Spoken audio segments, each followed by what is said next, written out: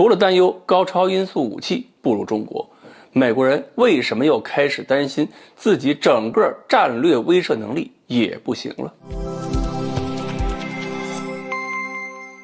各位网友大家好，我是刘小飞。大家都知道啊，美国、俄罗斯这两个国家的核力量呢是本星球最顶级的，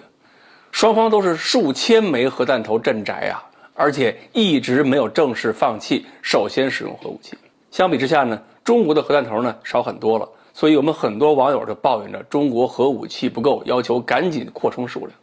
但是如果有一天美国看着中国、俄国的这个战略武器，然后再看看美国自己的核武库，感叹说美国的真不行，这话你信不信？会不会觉得这些美国人把剧本拿反了？最近呢，俄罗斯成功击毁一个在轨道的卫星，美国呢就有些人感觉自己被打脸了。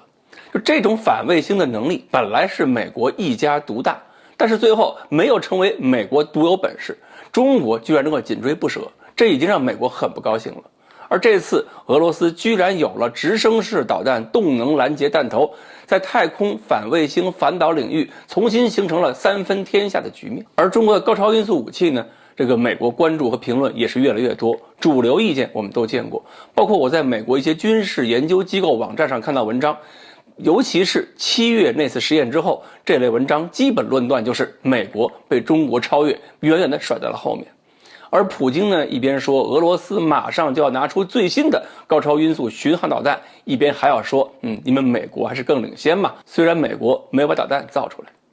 然后就有人开始担忧了，美国的战略能力优势还能维持多久？美国防务新闻周刊最近刊登了一系列文章，这些作者呢都在担忧一点，就是美国现在面对俄罗斯和中国咄咄逼人的态势，只会打嘴炮。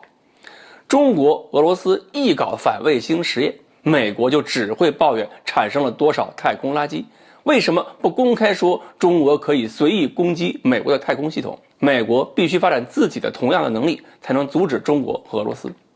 而同一个网站另一个作者是众议院军事委员会的成员，叫罗伯·魏特曼，他针对中国核力量发展也提出担忧，说未来10年中国的核武库将增加5倍，而且这个数字不足为奇，关键是美国的反导系统一个最大漏洞就是没法对付高超音速武器，而中国如果不利用这个漏洞建立自己的核武库，那就是中国不聪明。所以最后大家会一起回到冷战时期，数着彼此的核弹头数量，互相吓唬着过日子。但是美国能怎么办呢？他说，美国的战略武器制造和维护相当一大部分的供应链已经因为数十年的废弃而萎缩，大多数在战略武器关键领域拥有先进技术的专业人员，要么已经去世，要么年事已高，什么都不能干了。后期人才断档，技术断档。举个例子，当年登陆月球的土星5号火箭，连人员图纸都找不齐，现在算是失传。而美国自己的陆基战略威慑继续面对的是国内政治压力，很多国会议员现在也意识不到，前设的3叉戟第5弹道导弹寿命延长计划也即将面临挑战。你想吧，陆基那些导弹民兵3是1987年开始部署的，3叉戟第5是1990年，现在这些导弹设备老化，已经开始频繁出现故障。而魏特曼的文章配图一开始就是一个中国的东风41正在通过天安门广场，意思是告诉美国人，你们看看人家中国导弹有多新。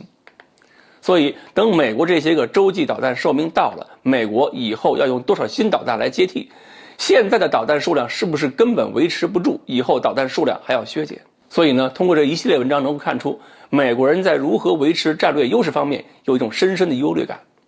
其实美国这些导弹虽然老吧，但是数量和威力还在。美国忧虑的还不是被中国超越，而是没有了绝对优势。当这种优势缩小到一定程度，很多政策就不得不站在实力角度去修改。而中国呢，是利用后发优势，通过战略武器的性能和更新换代，快速地缩小了差距。所以未来美国的政策，还有美国某些盟友的政策，有可能是我们凭本事去改的。好，关于美国人为什么开始自己担心自己的核力量不够用，今天呢我们就说到这里，欢迎大家继续关注我们的栏目，我们下期再见。